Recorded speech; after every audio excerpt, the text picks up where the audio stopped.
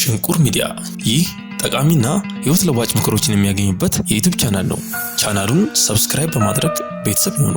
እያንዳንዱ የምንለቃቸውን ቪዲዮዎች ላይክ፣ ሼር፣ ኮሜንት በማድረግ አብሮነታችሁን አሳዩን። እናመሰግናለን። ሽንቁር ሚዲያ ነገን ዛሬ። ብዙ ሲሆን የተሻለ ነው የሚለውን ሐሳብ ተወው። ብዙ ነገር መሰብሰብ መጥፎ ነው፣ ስህተት ነው ወይም ጎጂ ነው እያልኩ አይደለም። ነገር ግን ብዙ ነገር ቢኖረኝ የሚለው ምኞት ማለቂያ የለውም። ብዙ ነገር ቢኖረኝ የሚለው ሐሳብ በበር ሲገባ ደስታ በመስኮት ይወጣል። ብዙዎቻችን አንድ ነገር ሲኖረን ወደሚቀጥለው ነገር ፍለጋ ወዲያው ነው የምንገባው። ይህ ጥድፊያ ህይወትን እንዳናጣጥምና በረከቶቻችንን መቁጠር እንዳንችል ያደርገናል። አንድ የማውቀው ሰው ነበር። ቤት ገዝቶ እስኪገባበት ደስተኛ ነበር። ልክ ሲገባበት ደስታው በቃ። ከዛ ሰፋ ያለ ሌላ ቤት መመኘት ጀመረ። አስተሳሰቡ ባለው ነገር እንዳይደሰት አደረገ። አሳዛኙ ነገር ይህ ሰው ብቻውን አይደለም። አብዛኞቻችን ደረጃ ይለያይ እንጂ እንደሱ ነን። ምንም ነገር ስናደርግ፣ ቤት ወይም መኪና ስንገዛ፣ ምግብ ስንመገብ፣ ፍቅረኛ ስንይዝ ወይም በጣም ታላቅ ሽልማት ስንቀበል ምንም ነገር በቂ አይደለም፣ ቀጥሎስ እንላለን። ይህንን ስር የሰደደ ዝንባሌ ለመወጣት ችግሩ ያለን ነገር ስላነሰ ሳይሆን የተሻለ ፍለጋ ስለምንባዝን እንደሆነ መረዳት ነው። ባለ ነገር ደስተኛ መሆን ማለት የተሻለ ነገር አያስፈልግም ወይም አትመኝም ማለት አይደለም። ነገር ግን ደስታ በዛ ነገር ላይ የተንጠለጠለ አይደለም ማለት ነው። ባለ ነገር ለመደሰት ትኩረትህን ወደፊት ሊኖር ከሚችለው ነገር ላይ አንስተህ አሁን ያለ ነገር ላይ ማድረግ ነው። ቢኖረኝ ብለህ የምትመኛቸው ነገሮች ሐሳብ አእምሮ ሲመጣ የምትፈልገው ነገር በእጅ ላይ ቢኖር እንኳን ቅንጣት ያክል መደሰት አትችልም። ምክንያቱ ደግሞ አእምሮ ትኩረቱን ካለ ነገር ይልቅ ሌላ የምትፈልገውን ነገር ላይ ስለሚያደርግ ነው።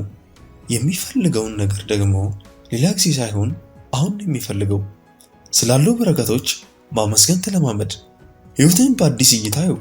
በዚህ መልኩ ህይወትን መመልከት ስትጀምር የሚኖሩ ነገሮች በውብ ህይወት ላይ ተጨማሪ ጌጥ ይሆኑልሃል። ደስታ ማለት ባለ ነገርና በምትፈልገው ነገር መሃል ያለው ልዩነት ነው። እድሜ ልክህን የተሻለ ነገር በመመኘት ደስታን እየፈለግ ልታሳልፍ ትችላለህ፣ ወይም የምትፈልገውን ነገር ቀነስ ማድረግ። ሁለተኛው ዘዴ ቀላል ከመሆኑ ባሻገር ከህይወት እርካታ እንድታገኝ ያደርጋል። ህይወትህ በፍቅር የተሞላ እንዲሆን አድርግ። በፍቅር የተሞላ ህይወት የማይፈልግ ሰው የለም። ህይወታችን በፍቅር እንዲሞላ ጥረቱ መጀመር ያለበት ከራሳችን ነው። የምንፈልገውን መልካምነትና ፍቅር ሌሎች እንዲሰጡን ከመጠበቅ እኛ የፍቅር ምንጭ መሆን። እኛ መልካም ስንሆን ሌሎች የኛን አርአያ መከተል ይጀምራሉ። በሁለት ቦታዎች መካከል ያለው አጭሩ ርቀት ፍላጎት ነው የሚባል አባባል አለ። ይህ አባባል በተለይ ለፍቅር ይሰራል።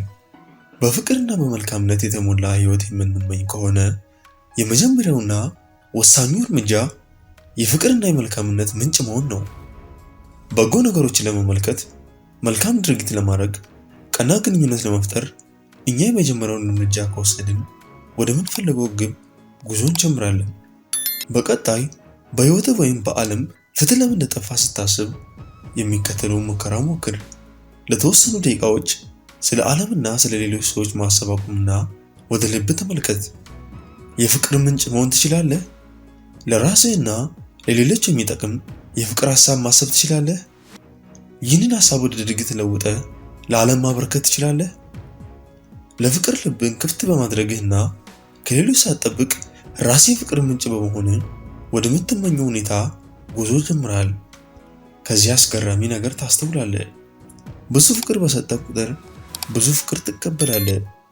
ትኩረትን መለወጥ ከማትችለው ሌሎች ሰዎች ላይ አንስተህ መለወጥ የምትችለው ራስህ ላይ አድርገህ የመጀመሪያውን እርምጃ ስትወስድ ህይወትህ በፍቅር እየተሞላ ይሄዳል።